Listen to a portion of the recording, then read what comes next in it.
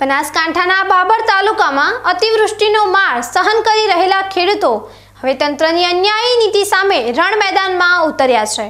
ચેમ્બુઆ નવા અને ચેમ્બુઆ જૂના ગામના ખેડૂતોએ આજે બાબર મામલતદાર કચેરી અને તાલુકા પંચાયત ખાતે ઉગ્ર વિરોધ પ્રદર્શન કર્યું હતું। સરકાર દ્વારા જાહેર કરાયેલા સહાય પેકેજમાં પૂરતું વળતર ન મળતા અને વહાલા દવાલાની નીતિ અપનાવવામાં આવી હોવાના ગંભીર આક્ષેપો સાથે ખેડૂતોએ જય જવાન જય કિસાનના નારા લગાવી તંત્રને જગાડવાનો પ્રયાસ કર્યો હતો। વાવ થરાદ અને બાબર પંથકમાં પાછોતરા વરસાદે ખેતી પાકોનો શોધ વાળી દીધો હતો, જેના પગલે સરકાર દ્વારા રાહત પેકેજની જાહેરાત કરવામાં આવી હતી। જોકે ચેમ્બુઆ ગામના ખેડૂતોનો આરોપ છે કે 135 ખેડૂતોનું સર્વે થયું હોવા છતાં તેમના ખાતામાં અત્યંત નજીવી રકમ જમા થઈ છે। ખેડૂતોએ આક્ષેપ કર્યો છે કે જે રીતે વળતર ચૂકવાયું છે તેમાં મોટો અન્યાય થયો છે। પાક નિષ્ફળ જવાથી દેવાના ડુંગર હેઠળ દબાયેલા ખેડૂતોએ આજે મોટી સંખ્યામાં એકઠા થઈ મામલતદારને આવેદનપત્ર પાઠવ્યું હતું। ખેડૂતોની સ્પષ્ટ માંગ છે કે જો સર્વે મુજબ યોગ્ય અને પૂરતું વળતર તાત્કાલિક નહીં ચૂકવવામાં આવે તો આગામી દિવસોમાં આંદોલન વધુ તેજ બનાવવામાં આવશે।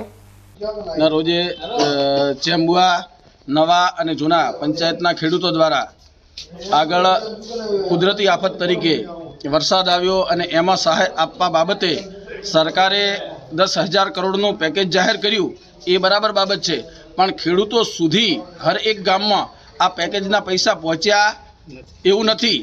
એટલે આમ તો સરકાર દ્વારા સર્વેસરો મૂકવામાં આવ્યા હતા અને એમણે આવીને સર્વે પણ કર્યું, પણ જે પંચાયતોમાં ધારો કે અમારી ચેમ્બુઆ જૂના અને નવામાં 135 લોકોનું સર્વે કર્યું, એ સર્વેવાળા લોકોને જે પૈસા હેક્ટર દીઠ 44,000 રૂપિયા કે 22,000 રૂપિયા નક્કી રકમ કરેલી હતી એ મળી નથી। 135 જણનું જે સર્વે થયું છે એમને મળી નથી અને સર્વે વગરના જે પણ ખેડૂતો હતા એમને પૂરી રકમ મળી ગઈ છે।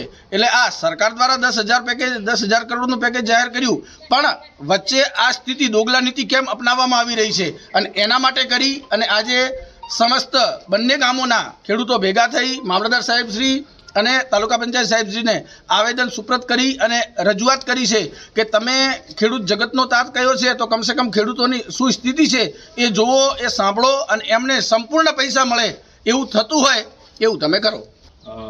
તકલીફ એવી થઈ છે કે હવે હમણાં થોડા ટાઈમ પહેલાં વરસાદ આવ્યો હતો અને એમાં અતિવૃષ્ટિ થઈ ગઈ, નુકસાન થયું, આમ ગણો તો ઘણું થયું છે, ન ગણો તો કોઈ નથી થયું, પણ તેમ છતાં સર્વે આવ્યા, એ લોકોએ સીટું બનાવી લખ્યું પહેલાંને આટલું નુકસાન આ તે।